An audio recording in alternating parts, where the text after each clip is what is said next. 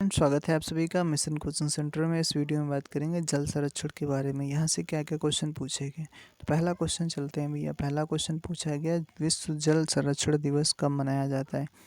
कब मनाया जाता है तो देखो भैया, 22 मार्च को विश्व जल दिवस मनाया जाता है। विश्व जल दिवस मनाया जाता है। 28 फरवरी को विज्ञान दिवस मनाते हैं। और उसके बाद में क्या भैया, 1 मिनट इसको हटा दें। हाँ, 5 जून को पर्यावरण संरक्षण दिवस मनाया जाता है। 22 मार्च को पहला विश्व जल दिवस मनाया गया था, ऐसा कुछ है। तो ठीक है भाई। कौन जैविक संसाधन नहीं है। कौन सा जैविक संसाधन नहीं है। कोयला है, पेट्रोलियम है, मछली है, शुद्ध जल, ये जैविक संसाधन नहीं है। इनमें से किस पर्यावरणविद को जल पुरुष के रूप में जाना जाता है। कौन से हैं भैया इनमें से। राजेंद्र सिंह हैं शायद। हाँ, राजेंद्र सिंह जी हैं। ठीक है, बी वाला ऑप्शन सही है। भारत के जल पुरुष के रूप में लोकप्रिय रूप से जाना जाता है राजेंद्र सिंह। तरुण भारत संघ नामक गैर सरकारी संगठन के चेयरमैन हैं। अच्छा, अब जल प्रदूषण एवं रोकथाम के बारे में क्वेश्चन क्या क्या पूछे गए, इसके बारे में पढ़ लेते हैं। तो पहला क्वेश्चन इनसे थे, सीधे क्वेश्चन क्या पूछा गया, सीधे क्वेश्चन पे ही चलते हैं। क्वेश्चन इनसे पूछा गया पानी के, अच्छा ये है हाँ, पहला क्वेश्चन पूछा गया, क्या पीने के पानी को शुद्ध करने के लिए किन गैसों में से किसे प्रयोग में लाया जाता है। तो क्लोरीन को लिया जाता है, क्लोरीन को। अगला पूछा गया क्वेश्चन क्या पूछा गया, बहुत इसमें 4 तक दिए हैं। तो मतलब जो सही वाला है वो सही वाला है। 1 और 2 वाला ऑप्शन सही है। पहले इसको पढ़ लेते हैं, उसके बाद डिटेल पढ़ लेंगे। 1 और 2 वाला कहता है क्या, राष्ट्रीय जीवन जल मिशन सही ढंग से और पूर्णतः लागू किया जाए तो देश पर उसका प्रभाव क्या पड़ेगा। तो शहरी क्षेत्रों की जल आवश्यकताओं की आंशिक आपूर्ति अपशिष्ट जल के पुनर्चक्रण से हो सकेगी, सही है।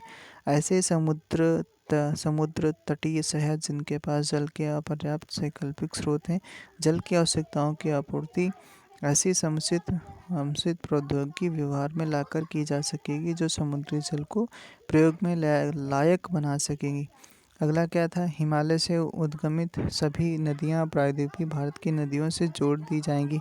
ये तो यार नहीं हो पाएगा। ठीक है, सरकार कृषकों द्वारा भौम जल निकालने के लिए बोरिंग से खोदे गए कुएं और उन पर लगाई गई मोटर पंप सेट पर वहन किए गए व्यय की पूरी तरह प्रतिपूर्ति करेगी। ये भी नहीं उसमें होगा। ठीक है, तो केवल 1 और 2 ऑप्शन ही सही है इसमें। ठीक है, अच्छा भैया, अगला क्वेश्चन क्या पूछा गया आपसे। क्वेश्चन पूछा गया कि इसमें पूछा गया कथनों पर विचार कीजिए और कौन सा कथन सही है।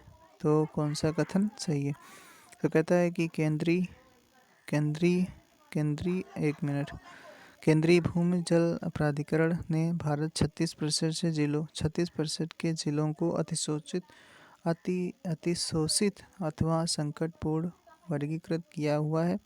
तो ये इसका डाटा फिलहाल गलत है, इसमें दिया गया है 17% वाले में। ठीक है, तो पहला वाला तो गलत है। फिर कहता है CGWA का निर्माण पर्यावरण संरक्षण अधिनियम के अंतर्गत हुआ था, सही है। और फिर विश्व में भूजल सिंचाई के अंतर्गत सबसे अधिक क्षेत्र भारत में है, तो ये भी सही है। ठीक है भैया, अगला क्वेश्चन कहता है जल प्रदूषण निवारण नियंत्रण अधिनियम 1980 में लाया गया। ये सिंपल क्वेश्चन पूछा गया था। 1900 जल वाला कब आता है, 1974 में आया। ठीक है, जल प्रदूषण निवारण नियंत्रण अधिनियम, तो ये आता है आपका कब, तो 1974 में आया।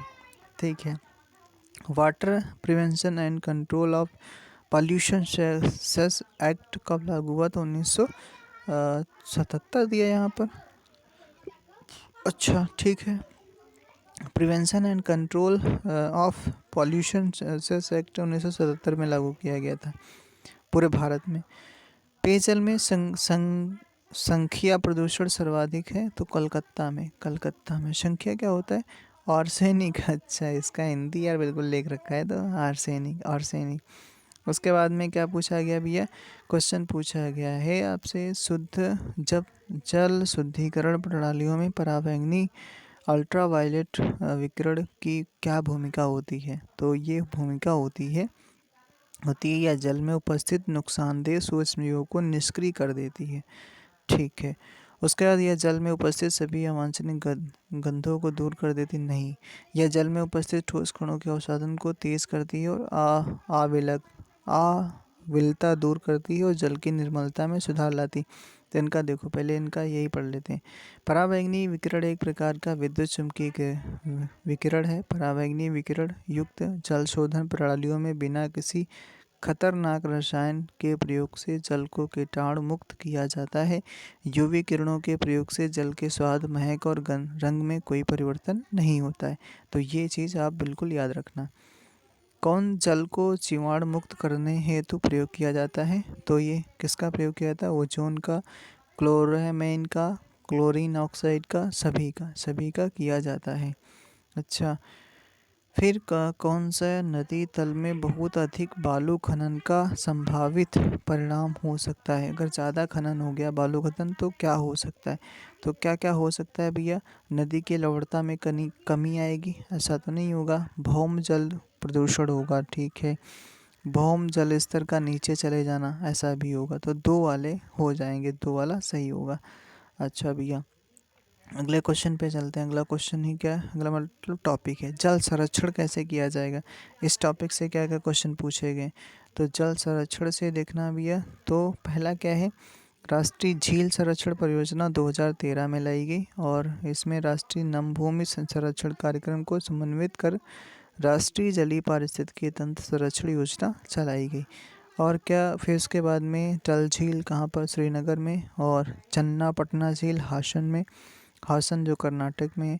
बेलांदुर झील कर्नाटक में है, बेंगलुरु। फिर उसके बाद में सागर रानी तालाब और शिवपुरी झील मध्य प्रदेश में। पुष्कर झील अजमेर में है। पिछोला झील उदयपुर राजस्थान में है।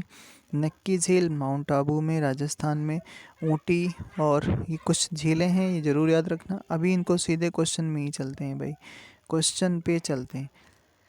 पहला क्वेश्चन क्या पूछा गया है? कहता है कि मरुस्थलीय क्षेत्रों में जल ह्रास को रोकने के लिए कौन से पर्ण रूपांतरण होता है? तो कठोर तथा मोमी पर्ण होता है। अच्छा, और क्या ऑप्शन दिए गए? लघु पर्ण या पर्णहीनता होता है। पर्ण की जगह कांटे। तो ये 1 2 3 यानी तीनों सही हो जाएंगे। पर्ण की जगह कांटे हो जाएंगे, लघु पर्ण, पर्णहीनता होगी। उसके बाद में यहाँ पर अगला क्वेश्चन क्या पूछा गया? प्रदूषण नियंत्रण में के उद्देश्य से राष्ट्रीय झील संरक्षण योजना के अंतर्गत जिन शहरी क्षेत्रों में पड़ने वाले जलमग्न भूमि को चुना गया है वे कौन से हैं? तो ये हो जाते हैं 1 2 4, मतलब भोज एमपी में, चिल्का उड़ीसा, पिछोला राजस्थान में, ठीक है। सुखना चंडीगढ़ ये नहीं, सुखना चंडीगढ़ में नहीं है। सुखना वाला भी देखते हैं भाई कहाँ दिया गया है। सुखना वाला उड़ीसा की बिंदु सागर झील भी इसमें शामिल है। सुखना वाला नहीं शामिल है इसमें, ठीक है। सुखना चंडीगढ़ में, ये शामिल इसमें नहीं है। पिछोला राजस्थान और चीले इसमें सम्मिलित नहीं है। कौन कौन सी? कहता है कि भोज एमपी, सुखना चंडीगढ़, पिछोला राजस्थान, उड़ीसा की चिल्का लेक इसमें सम्मिलित नहीं है, ठीक है। बाकी सम्मिलित हैं, ठीक है। बिंदु सागर तो इसमें शामिल है। राष्ट्रीय जल संरक्षण परियोजना के अंतर्गत सम्मिलित किया गया है तो भीमताल को। भीमताल कहाँ पे है? तो भीमताल वाला आपका कहाँ पे भैया? तो भीमताल वाला है जो शामिल किया गया है, तो ये कर्नाटक में है, ठीक है। राष्ट्रीय जल संरक्षण परियोजना के सर्वाधिक संरक्षित जिले कर्नाटक राज्य में। और भीमताल का देखो भाई मोटा कुछ, अच्छा इसमें कमी दिए गए। भीमताल का उत्तराखंड में, भीमताल खुरपताल और नैनीताल उत्तराखंड में। मानसी गंगा झील गोवर्धन में। रामगढ़ ताल गोरखपुर यूपी। लक्ष्मी ताल झांसी उत्तर प्रदेश में। और कुछ और ये जो झील हैं जैसे डल झील श्रीनगर में। चन्नापटना झील हासन, चन्ना भी हंसेंगे ना, चन्ना हंसेंगे। सागर रानी तालाब शिवपुरी झील एमपी। पुष्कर अजमेर में। पिछोला झील उदयपुर राजस्थान में। नक्की झील राजस्थान में। ऊटी वाला तमिलनाडु में हो जाएगा।